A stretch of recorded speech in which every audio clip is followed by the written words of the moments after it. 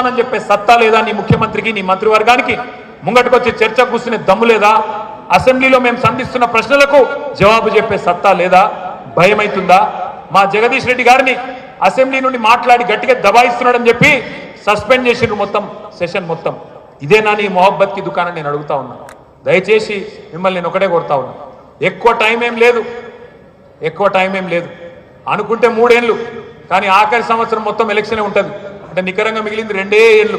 వీళ్ళ ఆట అంతా ఇంక 2 ఏళ్ళు. ఎవడెవడైతే పోలీసోడు అధికారి ఎక్కువ తక్కువ ఎగురుతుండో వాళ్ళకి నేను ఒక్కటే చెప్తున్నా, గుర్తుపెట్టుకోండి, అధికారం ఎవరికి శాశ్వతం కాదు. మీరు ఇవాళ రేవంత్ రెడ్డికి కట్టు బానిసల్లాగా ఎవరైతే వ్యవహరిస్తున్నారో ఆ అధికారులకు మాత్రమే నేను చెప్తా ఉన్నా, ఒక్కొక్కడి పేరు రాసి పెట్టుకోండి. తప్పకుండా 3 ఏళ్ల తర్వాత ఎవరేమన్నా వచ్చేది కేసీఆర్ ప్రభుత్వమే. ముమ్మాటికి అన్ని లెక్కలు సెటిల్ చేసే బాధ్యత మాది, మిత్తితో సహా ఇచ్చే బాధ్యత కూడా మాది. మీరు అనుమానం పెట్టుకోవద్దు. దయచేసి నేను మిమ్మల్ని ఒకటే కోరుతా ఉన్నా, ప్రజాస్వామ్యంలో మనం ప్రశ్నించడం బంద్ చేస్తే, ప్రజాస్వామ్యంలో మనం మాట్లాడడం బంద్ చేస్తే బాగుండు అని అధికార పక్షం అనుకుంటుంది.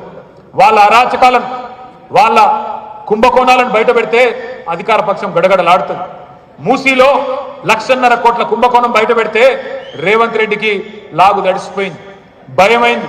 వామ్మో మా మీద పడ్డరని చెప్పి తెల్లారే మా మీద ఉల్టా కేసులు, ఫార్ములా ఈ కేసు, కాళేశ్వరం కమిషను, విద్యుత్ మీద కమిషను, ఇదొక డ్రామా. కానీ మూసి ఆగిందా లేదా? 1,50,000 కోట్ల కుంభకోణాన్ని మన పార్టీ బయట పెట్టినాకనే, ప్రశ్నించినాకనే ఇలా ఆగే పరిస్థితి వచ్చింది. అట్లాగే లగచర్లలో ఆయన అల్లుడు ఫార్మా కంపెనీ పెడతానంటే కొడంగల్లో అల్లుడి గారి కోసం మరి అక్కడ ఉండే గిరిజన బిడ్డలను వాళ్ళ భూములు గుంజుకుంటూ వాళ్ళ ఇళ్లలోకి పోయి ఇష్టం వచ్చినట్టు అర్ధరాత్రి ఆడకూతురులను ముట్టకూడని చోట ముడుతూ చేయకూడని పనులు చేస్తూ అసభ్యంగా ప్రవర్తిస్తే మనం కదా గల్లీ నుంచి ఢిల్లీ దాకా ఆ ఆడకూతురులను తీసుకొని పోయి జాతీయ మానవ హక్కుల సంఘం, జాతీయ ఎస్సీ ఎస్టీ సంఘం, జాతీయ విమెన్ కమిషన్ దాకా తీసుకొని పోయి వాళ్లకు న్యాయం జరిగేదాకా, వాళ్ళు జైలు నుంచి విడుదలయ్యేదాకా పోరాడినం. కాబట్టే ఇవాళ లగచర్ల మొత్తం భారతదేశం దృష్టిని ఆకర్షించింది. అట్లాగే కంచె గచ్చిబౌలి భూముల విషయంలో హైదరాబాద్ సెంట్రల్ యూనివర్సిటీ విద్యార్థులు వీరోచితంగా పోరాటం చేస్తేనే కదా, విద్యార్థి శక్తికే కదా ఈ ప్రభుత్వం చేసిన లుచ్చా పని భారతదేశం మొత్తం తెలిసింది.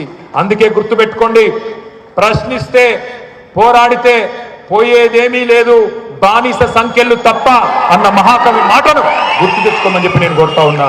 మా దృష్టిలో, మా అందరి దృష్టిలో మీ అందరినీ కోరేది ఒకటే, బీఆర్ఎస్వి అంటే విద్యార్థి విభాగం మాత్రమే కాదు, తెలంగాణ హక్కులను కాపాడి యుద్ధంలో ఫ్రంట్ లైన్లో ఉండే ఫైట్ చేసే పోరాట వీరులు మీరు. మీకు అండగా, మీకు అనుక్షణం కంటికి రెప్పలాగా మిమ్మల్ని కాపాడుకోవడానికి మన లీగల్ సెల్ 24 గంటలు మీకు అందుబాటులో ఉంటుంది.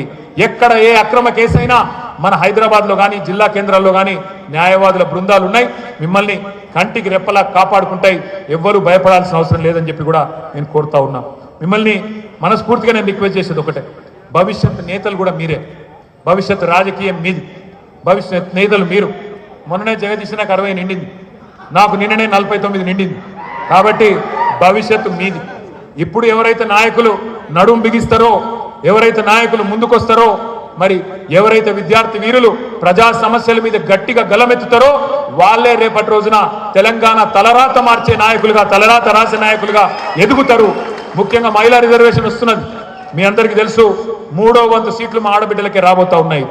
ఎవరైతే గట్టిగా కొట్లాడతారో, ఎవరైతే గట్టిగా విజృంభిస్తారో రేపటి రోజున పార్టీ కూడా మిమ్మల్నే గుర్తిస్తుంది, మిమ్మల్నే ఎత్తుకుంటుంది, మీకే సీట్లు ఇస్తుంది అనే మాట కూడా నేను ఇస్తా ఉన్నా. దయచేసి గట్టిగా మగవాళ్ళ కంటే ఇంకో 2 అడుగులు ఎక్కువ గట్టిగా కొట్లాడాలని చెప్పి కూడా మా చెల్లెమ్మలను నేను మనస్ఫూర్తిగా కోరుతా ఉన్నా. అట్లాగే ఇంకొక పని కూడా చేయబోతా ఉన్నాం. లీగల్ సెల్ బాగా పనిచేస్తుంది, కానీ మీకు కూడా లీగల్ విషయాలు కూడా తెలియాలి. కొంతమంది మిత్రులు నన్ను అడుగుతూ ఉంటారు, అన్న పోలీసు వాళ్ళు పట్టుకొని ఫోన్ గుంజుకున్నారంటారు. మీరు ఫోన్ ఇవ్వాల్సిన అవసరం లేదు, అది సుప్రీంకోర్టులోనే ఉన్నది మ్యాటర్. ఇటువంటి చిన్న చిన్న విషయాలు మీకు కూడా తెలియాలి. అందుకే మన లీగల్ సెల్ ద్వారా జిల్లాల వారీగా మళ్ళీ మీకు లీగల్గా కూడా ఏమేమి మీకు రక్షణ ఉంది ఇవన్నీ కూడా మీకు చెబుతూ జిల్లాల వారీగా విద్యార్థి శిక్షణా శిబిరాల్లో న్యాయ సలహాలు కూడా మీకు అందిస్తాం. ఎవరు భయపడవద్దని చెప్పి కూడా మళ్ళొక్కసారి హృదయపూర్వకంగా నేను కోరుతా ఉన్నా. అట్లాగే మరి నేను ఇంకొక మాట కూడా మీ అందరినీ కోరుతా ఉన్నా. వాళ్ళ కేసీఆర్ గారు తన ప్రాణాన్ని ఫనంగా పెట్టి సావు నోట్లో తలబెట్టి తెలంగాణ తెచ్చిన విషయం మనకు తెలుసు.